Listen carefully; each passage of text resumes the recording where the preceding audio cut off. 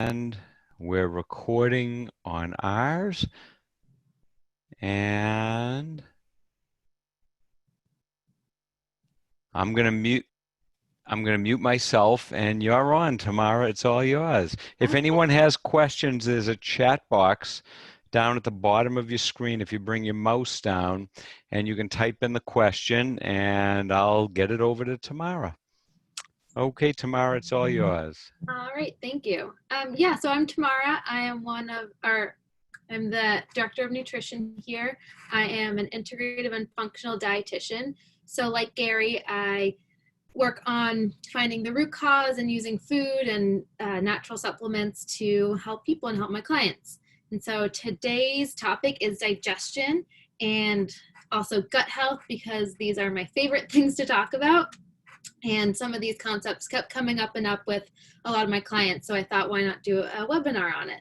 And I will just also say really quickly, Gary can see the chats, but I can't see them. So he'll interrupt me if someone does have a question. But I'll go ahead and share my screen and get started. Oh, Gary, I can't share my screen.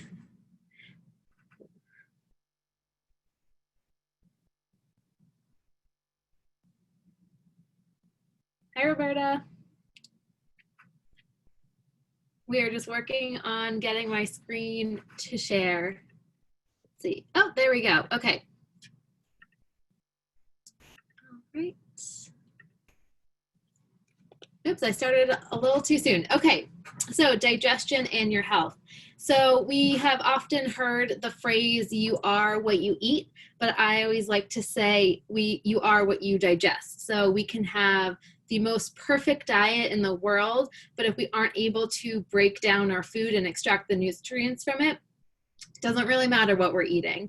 So I love food, of course, and that's what I like to talk with my clients about, but we also have to think about the digestion piece to really get the benefits from those good foods. So what do we need for optimal health and optimal digestion? So first step is we need to eat good food. And for me, when I think of eating good food and what a good diet is, it is definitely individual per person. But if we sort of look at an overall broad view of it, this is how I might like to break it down. So 80% would be nice, beautiful whole foods on this side, with lots of vegetables. We have water, we have salmon and grass-fed beef, we have fresh herbs, avocado, fruit, nuts and seeds, all these beautiful, wonderful, fresh foods. That would make up about 80% of a diet. And this can be customized to what you can and can't eat. Then maybe about 15% would maybe be some more convenient foods. For example, I don't think anyone here can cook 100% of their meals, making everything from scratch. So trying to choose some of those packaged foods that are a little bit healthier. So maybe some almond flour crackers or chickpea pasta, or some dark chocolate, something that's not super sugary and super processed. I did put cookies on there. Those were supposed to be a representation of some homemade cookies. And then the last little section at the bottom would be sort of our celebration foods, which is maybe what I like to call it instead of junk food. It's maybe those things that we have on occasion for a special treat, like a birthday cake or soda, but not making those things staples in our diets and making them the base of our diet. All right, so that was step one. So we just kind of glossed over that one. If anyone does want more information on that, I love talking about that too, but that is for another webinar. All right, so now we need to go about extracting all those nutrients from that good food that you're eating. And that's what we'll get into today. And I wanted to start off by showing a little video. I thought maybe me explaining how our digestive system works could get a little bit boring. So I really like this graphic, and it shows the different steps that our body goes through to optimally digest all of our foods. So this is what we want to be happening every single time that we're eating. All right, so I'm just gonna skip ahead a little bit. There's the message. All right.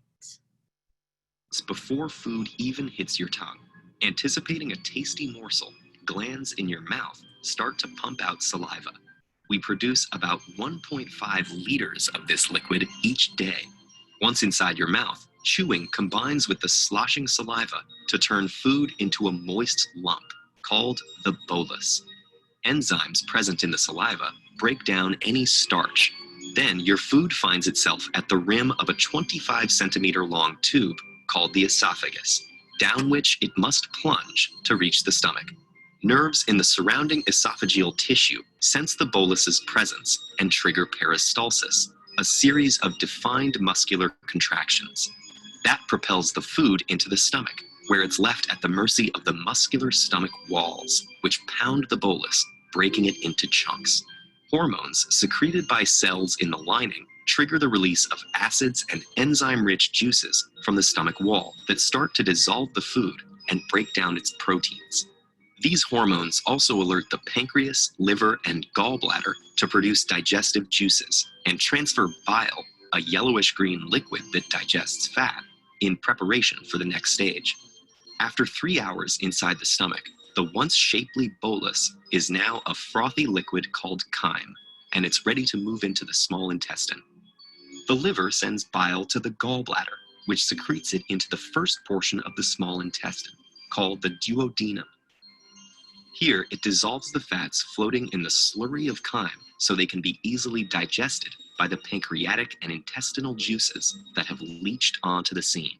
These enzyme-rich juices break the fat molecules down into fatty acids and glycerol for easier absorption into the body. The enzymes also carry out the final deconstruction of proteins into amino acids and carbohydrates into glucose. This happens in the small intestine's lower regions, the jejunum and ileum, which are coated in millions of tiny projections called villi. These create a huge surface area to maximize molecule absorption and transference into the bloodstream. The blood takes them on the final leg of their journey to feed the body's organs and tissues. But it's not over quite yet. Leftover fiber, water, and dead cells sloughed off during digestion make it into the large intestine, also known as the colon. The body drains out most of the remaining fluid through the intestinal wall. What's left is a soft mass called stool. The colon squeezes this byproduct into a pouch called the rectum, where nerves sense it expanding and tell the body when it's time to expel the waste. The byproducts of digestion exit through the anus, and the food's long journey, typically lasting between 30 and 40 hours, is finally complete. All right, beautiful. All right, let's see how I can get to the next Recording slide it now. on Oh, Patreon. I did practice this. Oh man, okay. Okay, so I thought that was a really nice little description, and I am not going to quiz anyone on all the steps of it, but I did think it was a nice overview, and I think it did a great job of showing how all of these different pieces are connected. So a lot of what I'm going to be talking about is how all of these things and all of these steps can impact each other. So sometimes I talk about digestion and our digestive tract as sort of a machine. If one part of the machine isn't working so well, the rest of the machine isn't going to be working perfectly. So I always like to keep that in mind when I'm thinking about maybe someone that's in front of me that isn't digesting their food well, about where in the chain, where in our GI tract something is going a little wrong, and then we can fix that place. So like I mentioned, that was sort of the perfect optimal way that we would be digesting our food, but things don't always go that way. So what can go wrong that would cause us to not digest our food all the way? One of them would be poor eating hygiene. And when I refer to eating hygiene, I don't mean washing our hands, which is important, especially now, but I mean eating too quickly or not chewing our food, or not being in a relaxed state to enjoy our food. And I will talk about this a little bit more in detail in the coming slides. The next thing is low stomach acid. And I put it in all caps because I did mean to say low stomach acid. I know a lot of people associate acid reflux and digestive issues with high stomach acid, but actually a lot of times those symptoms are being caused by low stomach acid, and we're sort of just bombarded with this idea of Tums and antacids as being the solution to these problems, but sometimes they can actually make the problems worse. As we saw in the video, our stomach acid is really important. It is one of the first steps. It helps to break down our protein. It also helps to break down vitamins and minerals that are bound to other substances in food. So it's really, really important. And we like to just zap all the acid out of our bodies. And then kind of a continuation of that, poor release of digestive enzymes and other digestive juices will negatively impact our digestion. But these are sort of more surface level reasons why digestion aren't perfect. I like to go one step deeper. I always like to try and assess what the root cause of some of these problems are. So if we go to the next slide, we can see, I hope everyone can see my slides. I'm going to minimize these little people here. Okay, so what could be causing those things that are making digestion not optimal? One would be stress. So if we think of our two different ways of being, and we could be in our fight or flight response, or we can be in a rest and digest state. And if we think about our stressed out state, our fight or flight, our body is sending our blood and it's sending our energy to maybe things like our muscles and our heart to beat and run away from scary things, which is not the state that we want to be in when we're eating food. We want our body to send blood to our digestive organs so that they can do their job. And so stress can actually directly impair the production of stomach acid or digestive enzymes. So if we take it then another step, if we do not have enough stomach acid, then our gut signaling isn't perfect either. So maybe our gallbladder or our pancreas isn't putting out the digestive juices that it needs to digest our food all the way. So we can kind of see how this cascade is now sort of starting. So with microbial balances, this can be a kind of a catch-22. So certain microbial imbalances can actually impair this gut signaling and cause some inflammation in the gut. For example, if someone has the bacteria H. pylori in their stomach, or maybe if they have an overgrowth of certain bacteria, maybe they have small intestinal bacterial overgrowth or SIBO, then maybe their body isn't signaling correctly to make these enzymes. But then on the other hand, if someone does have low stomach acid or low output of digestive enzymes, then there is undigested food hanging out in the small and large intestine that these bacteria can feed on, and it's too much food for them, and they can start to overgrow. Or maybe certain strains that we want in lower levels can now start to grow in higher levels. Medications, I briefly mentioned, we love Tums and antacids, and they're everywhere. And a lot of people will keep them in the kitchen or keep them with them and kind of pop those all the time. And they can be great for immediate relief on an occasional basis. But if we're taking something that blocks our stomach acid all the time, that can really have some long-term negative effects. Then on the other hand, there are certain medications that can actually decrease absorption or prevent absorption of certain vitamins or minerals. Some common ones, certain medications for diabetes can impair some B vitamin digestion, and actually birth control pills can do that as well. And the last piece would be inflammation to the gut lining. If we think of those projections that they mentioned in the video that actually do the absorbing of these nutrients, these broken down nutrients, if our gut lining is inflamed, then we can't actually absorb those things. So some of things that might contribute to inflammation in our gut could be things like medications, maybe something like Advil. For some people, it's gluten. Also, pesticides could be a contributing factor as well. Okay.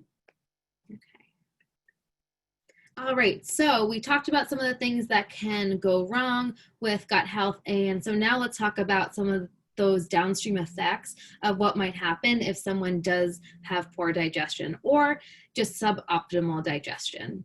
I think the biggest one that people think of right off the bat would be some gut health symptoms. So maybe someone's experiencing IBS, they're having bloating, heartburn, gas, maybe irregular bowel movements. That can definitely be a big part of poor digestion. That would be related to these bits of food that aren't broken down all the way, that are then hanging out in our gut, and our bacteria is for eating it and fermenting it and creating extra gas. The next would be energy. And when we think about energy, sometimes I like to remind people of what they learned maybe in high school chemistry with the Krebs cycle and the mitochondria. So this is really how we get our food to power our bodies, not just for doing exercise, but for every reaction that is going on in our body. We extract this energy from our food. So it's super important.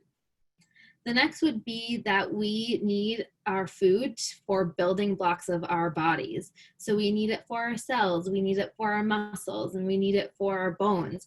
You know, our food really becomes us so that we can build a healthy body. So these are sort of some more of the abstract concepts, but if we break it down and we can kind of talk about how they would actually manifest and maybe how it would look like in your body, or maybe some diagnoses that could be contributed to from poor digestion. So I talked a little bit about that microbial imbalance and how undigested food can then contribute to an imbalance in your microbiome and in your gut. And, you know, as I mentioned, it can kind of be a catch-22, where if someone's microbiome status is a little bit out of balance, then it can create further problems and more indigestion. So that can be a little tricky, but that's definitely something that we can work on and help to fix as well. Immune health, I mentioned because that is definitely super important right now with the pandemic going on. We want to make sure that we have great immune health.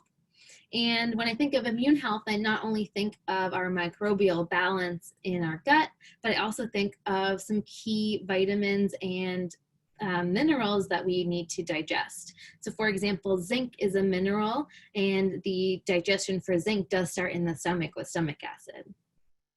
Another example would be allergies and asthma, also definitely related to our microbial balance, but also some key vitamins like vitamin B12, which is a very complicated digestion process, but it also starts in our stomach. When I think of something like depression and anxiety, I think of what are the building blocks for things like serotonin and to decrease inflammation in the brain. So I think of things like protein, I think of omega-3s from fish and fish oil. I also think of magnesium, which can help us relax. You know, these are all things that we need to extract from our food.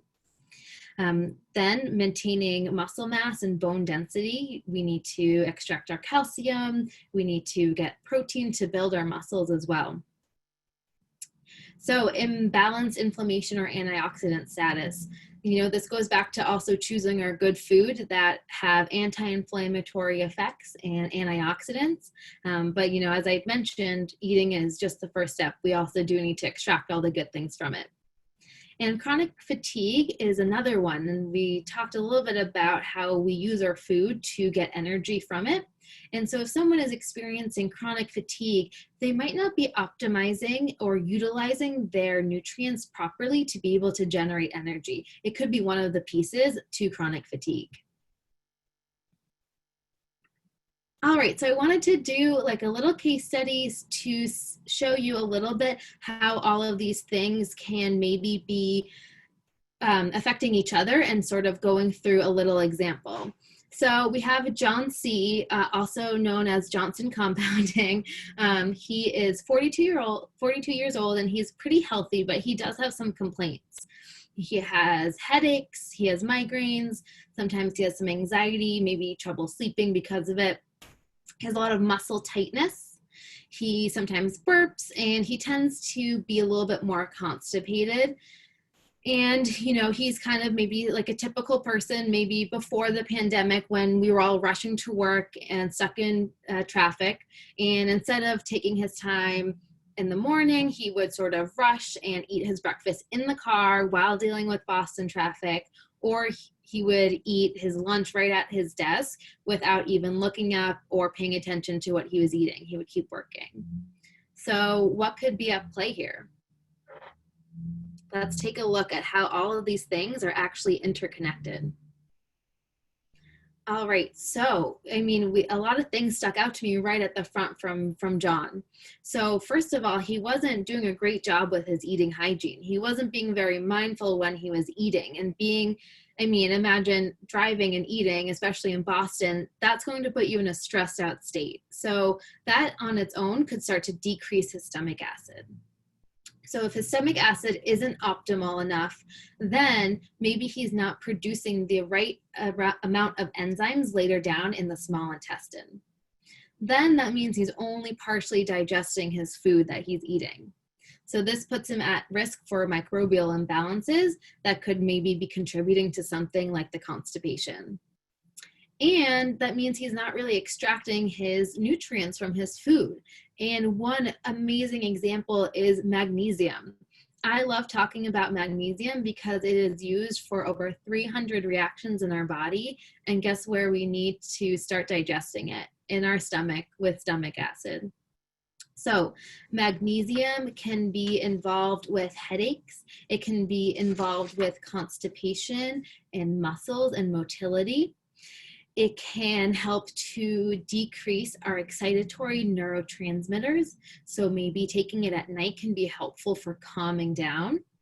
Let's see, I think that was pretty much all of his things that, all of John's complaints could all be related to maybe something like suboptimal magnesium. He might not be completely deficient in magnesium, but maybe the amount that he's getting isn't quite enough, and that's why he's having some of these symptoms. So even though his symptoms were all sort of in different categories, they could all be related and all lead back to the way he's eating and his digestion, which I think is very cool and why I love gut health so much. I just love how it's all related and how it can really be at the base of everything. All right, so now we want to talk about how we can make our digestion better. We talked about all the things that maybe are not going so well or could potentially be causing some symptoms in people. So now let's talk a little bit about how we can improve our digestion. And I like to say it doesn't need to be complicated. We'll go through step-by-step different categories of how we can improve our digestion. And Tamara, before you get into that, we Sure. have a question that the person heard mixed theories about meat. Is meat good? Is it bad? Or is it something just to have once in a while? Doesn't matter what type of meat. Yes, I love that question. So there are definitely strong opinions on either side of the meat. I don't know, sometimes it feels like a fight. But when I think about meat, I think it can be very helpful for certain people, and maybe they need, that protein, but I like to think of it as more of a condiment than, looking at a plate of a big steak dinner. So, quality would really matter over quantity on meat. So looking for grass-fed beef, the nutritional value of grass-fed beef will be much higher than conventionally raised beef. So maybe for salmon, looking for wild-caught salmon, chicken, looking for antibiotic and hormone-free chicken, and pasture-raised eggs. So really quality over quantity, I'd say, with the meat. And then it might just be from there, might be a personal choice. Okay, thank you very much. You're welcome. Any other questions before I keep going? Nothing has come in yet, but if anyone has questions, please type them in the chat box. We won't let Tamara go till she answers all the questions. Oh, great. Okay. All right. So let's get started with food. So we touched on this a little bit, but, of course, we do need to start off with a good quality diet. And even if our digestion is poor, we still need we do need the nutrients there to be able to extract them. And so it does make a difference. And then once we optimize our digestion perfectly, then we can take all of our nutrients from our food and it'll be all good. Something to avoid would be things like fake sugars. So something like aspartame, which might be in some diet sodas, they can actually damage our gut lining and can actually act almost like an antimicrobial or antibacterial and actually kill some of our good bacteria. So those are things that we really wanted to keep in that 5% category and just have on special occasions. Something as well is pesticides. And I know a lot of people kind of go back and forth about buying organic and what to buy organic and if it's really worth it. I like to refer to the EWG, which is the Environmental Working Group. And every year they put out a list of the produce that is the most heavily sprayed with pesticides. And I like to buy those organic. And so on their website, you can actually download a guide and it prints out in a nice little business card size, and you can put it in your purse or in your wallet and keep it with you when you are grocery shopping. And a quick tip to always remember is that strawberries and spinach are always at the top of the list every year, and they are some of the most heavily sprayed crops, so those are great to buy organic. And then another quick tip is if something has a really hard shell, like an avocado or maybe an orange, those are usually okay to buy non-organic. I know organic avocados are extremely expensive and you can save your money on those. You can buy the conventional kind. I didn't add this to the list, but I will say for some people, gluten can definitely impact digestion negatively, but that might be on a more specific basis versus everyone having to cut gluten out. But I did want to mention it. All right, so this is one of my favorite things to talk about, even though it can come off a little boring. I know you guys don't want to sit here and listen to me talk about chewing all day long, but these foundational things can just make such a world of difference. You know, sometimes we think we need all of this testing and all of these crazy supplements, and when we just sort of go back down to these basics, our gut health and our digestion can improve immensely. So sitting down when we're about to eat, taking deep breaths before we eat, all of these things help to put us back into that rest and digest phase where we can properly digest our food. Something that I sometimes talk about is box breathing. And this is a type of deep breathing where you breathe in for 4 seconds, hold for 4 seconds, breathe out for 4 seconds, and wait for 4 seconds and repeat. And what this does is it stimulates a nerve that goes from our brain to our guts. It's called the vagus nerve. And it puts our body into that rested state. And it also helps to calm our gut down and make it a proper digest, or excuse me, losing my words here. It puts our gut into a good place to start digesting. So taking a few deep breaths can be really beneficial. Also, putting something like the news down, turning the TV off, putting your phone down. I know the news is pretty upsetting these days, so I like to put that away when I'm eating. The next is an interesting one: limit water with your meals. And having a little bit of water with your meals is definitely fine. I just try to avoid drinking huge bottles of water or chugging lots of water with meals. What this does is it actually starts to dilute our stomach acid and our digestive juices. So we just want a little bit of water with our meals to help our food go down, but nothing too extreme. So no Slurpee sized waters or sodas when we're eating. Just think of a small glass.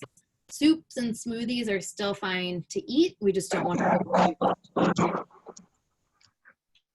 All right, and then the last one, which I could talk about all day, but I won't for your sake, is chewing. So I say chew a lot and then chew some more, because I cannot tell you the amount of people that I work with that tell me that they just inhale their food. And I see this all the time, especially if we are maybe really hungry and we're finally getting to dinner and we are just inhaling our food without barely chewing it. And going back to that first video, we saw that our digestion really does start in our mouth. And not only do we have some chemical digestion of from our saliva, but the chewing, the actual breaking down of the food with our teeth is extremely important. Like I mentioned, with digestion and our guts being like a well-running machine, we need those first steps. They're really important. Also, Tamara, isn't there a connection between, as you're eating, it takes, I believe it was 10 or 15 minutes till the brain will get a signal that you've had enough. So if you inhale the whole meal in 5 minutes, the brain's still going to say, I'm hungry, I want more. Totally, great point. Yes, it takes a little bit of time for those hormones to start being secreted and then traveling up to your brain. So it does take a little bit of time. If someone does want to experiment with some mindful eating or eating hygiene, sometimes I have people do like little experiments where they, count how many times they chew something, or maybe using chopsticks for a meal to really slow them down a little bit.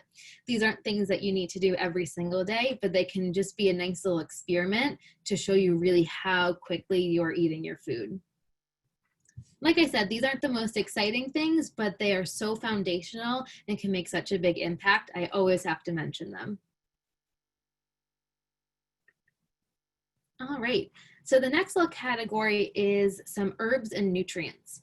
So I love herbs, and I have found them to be so helpful for a lot of different people and a lot of different types of GI distress that people are experiencing. So some herbs like ginger and mint, dandelion, these things might be able to help if someone is experiencing some gas or bloating, or maybe helping going to the bathroom as well.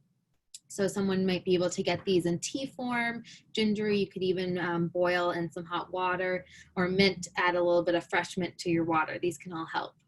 If you want a powerful punch of these herbs, then digestive bitters are for you. So in the corner, I have a little picture of digestive bitters from Urban Moonshine. And what they are is they are a tincture of digestive bitters that can specifically help your digestion. There are different herbs, for example, gentian, that actually helps to stimulate your stomach to empty into the small intestine and helps with motility. So if someone feels like food is getting stuck in their stomach, this is really great for them. These herbs also help to stimulate your pancreas and your liver to release those digestive juices like bile and those pancreatic enzymes. And digestive bitters are maybe a little yucky when you first try them, but I promise you, you will come to love them. You can take a little bit before a meal. You can take it during a meal, after a meal. I like to just enjoy them with some sparkling water at the end of the day. They are really awesome, and I promise once you start using them, you'll love them. So these bitters help your body do its job a little bit better. On the other hand, we also have digestive enzymes. So digestive enzymes are actually putting in those enzymes in capsule form and putting them in your body. So you would take them with a meal. So it's a little bit of a different concept than the bitters, but helping you get to the same place. And we have a lot of different digestive enzymes. I put one here in the corner called Digest Gold, which I think is definitely a customer favorite here at the store. But we also do have a lot of other ones, and we can make recommendations and customize them to you depending on what you're having trouble digesting. For example, we have some enzymes that might be better if someone is eating a lot of meat or is on a more paleo or keto diet, versus we have some that might be better if someone is a vegetarian and eating mostly plant food. So these digestive enzymes can be extremely helpful. I often use them with my clients if they are having some microbial imbalances that are preventing them from producing their own enzymes, and we need a little bit of extra support while we're healing their gut. And actually, part of the testing I do can test for how much digestive enzyme someone is making and how much fat is coming out in their stool. So that can be a really great indicator for me if they need some extra support like this. But anyone can still benefit from these. Next, I wanted to mention aloe vera. Aloe is also great this time of year for your skin after you go to the beach. But if we think about aloe vera and it's super goopy and a little slimy, that can actually be really good and really soothing for our gut. and our gut lining. So aloe vera can help you go to the bathroom if you're maybe a little bit more on the constipated side, or keep you regular, but it also does have a calming effect on our gut lining, which is really great. So to go back to magnesium, I also have to mention magnesium citrate. Magnesium is, or can be bound to different things. So this form of magnesium, this magnesium citrate, can be really helpful, especially for helping to pull water into our GI tract and help with stool and going to the bathroom in regularity. So this would be a good form for that. And let's see, let's go to our last slide of supporting gut health. Before you get to the last slide, I didn't jump in earlier. You were on a nice roll. Somebody asked, does eating late cause issues late in the evening? Sure, I love that one. And that can kind of tie into gut health. So maybe it's good that I'm on this slide. So eating late at night, there are definitely a lot of people that could argue either way. I don't think it is going to ruin someone's health by any means, but there are a few things that I take into account when eating late and some of the impacts that it could have. One of the big ones that I think about is gut health and our microbial balance, which I don't think actually gets talked about enough. So when we go at least 4 hours without eating, we have these cleansing waves that go through our small and large intestine, and they're kind of like cleaning and sweeping waves, and they help to sweep out any dead debris and cells left over from our food. But they're also very important for keeping our microbiome, our bacteria levels in balance. So like I said, this only happens every 4 hours without going with food. So if we think about at night, these waves, they're called the migrating motor complex, are especially important, because at night when we're sleeping is when our gut is cleansing, when we're detoxing and doing all these good things. So we want that to be happening. So if you eat a large meal or a snack before bed, instead of doing all those really good things, your body is going to be digesting your food. And, maybe in the morning you wake up with a little bit more gas. I have had some people tell me they have really weird dreams when they eat too close to bed. Maybe they wake up with a little bit of gas. So I wouldn't say it's ideal. But if, everyone's a little bit different, and having a little bit before bed versus starving and not eating, I think would definitely make sense. But overall, I would say stopping eating about 2 hours before bedtime might be beneficial for our gut health, and then also for our blood sugar. All right, any other questions, Gary? Nope, not at the moment. Keep going. It's all yours. All right, great. So getting back into gut health, I, of course, love gut health. And, when I talk about gut health and digestion, like I had mentioned before, it can kind of be a back and forth between good digestion and good probiotics or bacterial balance. But some easy steps that someone can take to help to support their gut health and their microbial health would be adding in things like probiotics. So this would actually have the good bacteria in it. We have, and Gary can back me up on this, we have plenty of probiotics here in the store, and we can sort of tailor them to you depending on which one we think might work best. And then also different foods have probiotics in them. So if we think of something fermented, or like a yogurt, a kimchi, something like sauerkraut, those all have probiotics in them. Sometimes, depending on what's going on with your digestion and your gut health, those foods may not have enough bacteria in them. So maybe a supplemental form of the probiotics could be helpful. Another one would be fiber, and fiber has lots of prebiotics in them, so the food for the bacteria, which is also very important. I do like to almost put like a little asterisk next to this bullet point, because sometimes, and I do work with lots of people with gut health imbalances, if things like probiotics, yogurt, or sauerkraut, or things that are really high in fiber, maybe onions and garlic, if those things aren't working for you and cause symptoms to be far worse, that might be a sign that there is some imbalance going on, and maybe we need to take a little bit of a closer look or recommend a more specific probiotic or fiber for you. But that can just be a little signal.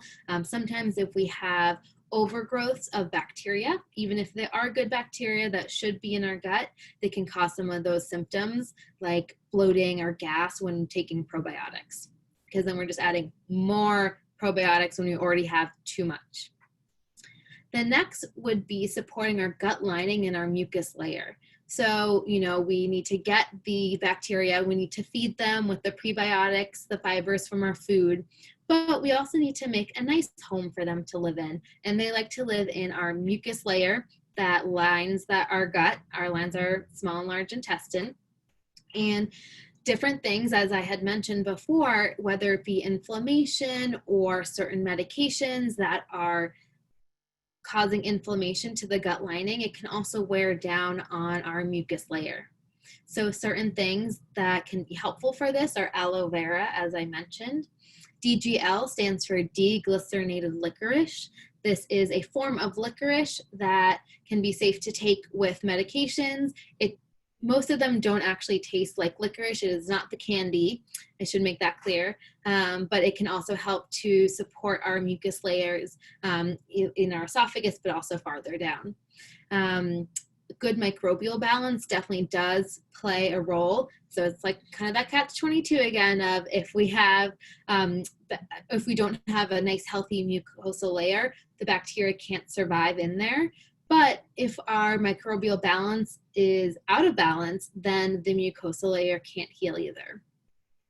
So we do have some products to support that, but buying organic food and all of these things that we already talked about are definitely the first step to supporting your gut and your gut lining. All right. So even though maybe it is not the coolest health trend going on right now, digestion is definitely a key foundation of health. And without it, we really cannot get and extract all of the nutrients from our food to be well. It really, as I had mentioned before, it really impacts all aspects of our health, and it can really dramatically make us well or make us unwell. And so starting off with gut health is so important no matter what your symptoms are or what health aspect you're trying to work on. It often does come down to the gut, and we need to heal the gut and support digestion so that we can feel well overall. And that's why I love it so much. Okay, that was great. My mentor, Dr. Hinds, said 30 years ago that no matter what your health condition is, even if you're feeling well, everyone can feel better. And if you do have issues, you have to start with the gut, because if you don't break the food down well and you don't eliminate the waste appropriately, there's no way you can get healthy. So the gut is really important. Nobody has a perfect gut. And if I could just throw in what you mentioned before about sometimes we'll have people come in and say, no, I can't take probiotics. I must be allergic to them, or they don't agree with me. That to me means that shows they definitely have an imbalance in the gut. And sometimes when you add the good bacteria in, the body starts processing and cleaning up the mess. And if you add too many in, it's trying to get rid of too many things too fast. So we have some people that even start with a quarter of a capsule. They're taking millions of bacteria, not billions. And just because there's probiotics out there, they're going higher and higher, 100 billion, 200, 225, 500 billion. There's a place for that. But the average person, even with a gut imbalance, doesn't need hundreds of billions of organisms every day. So I would just like to say Tamara has her information up there, her email, Calendly to book an appointment time. The phone number is the regular store number, 781-893-3870. And your extension is what, Tamara? 104. 104. please feel free to call us with any questions. We are both doing or having consults. We're doing them virtually, either by phone or by video. And if anyone has a question now, feel free to I can unmute everybody, and everyone can now unmute themselves. If anyone has a question, please feel free to shout it out. And if we don't, that just means you did one heck of a good job, Tamara. Thank you very much. I think you muted everyone, but. Whoop. No, I allowed them to Oh, perfect.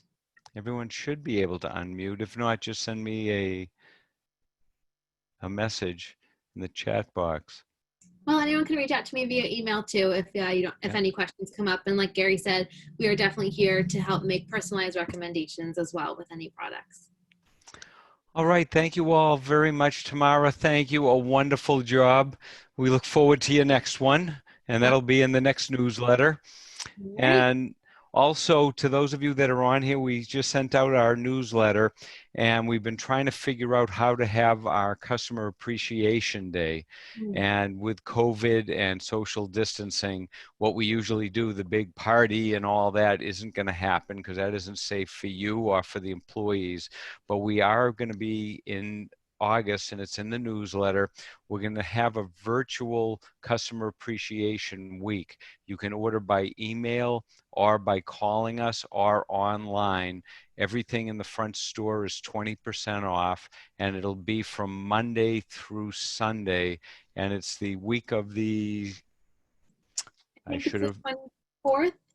The 24th, Monday the 24th through Sunday the 30th of August. So you have plenty of time to put your list together. All right. Thank you, everyone. We'll see you next time.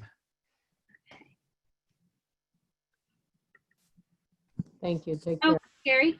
Yes. Oh, sorry. Never mind. Okay. I think I did it. Okay. Welcome back. There. Roberta, did you have a question? No, I'm all set. Thank you so much. Okay. Thanks for coming. Have a good day. Bye. Bye-bye, everyone.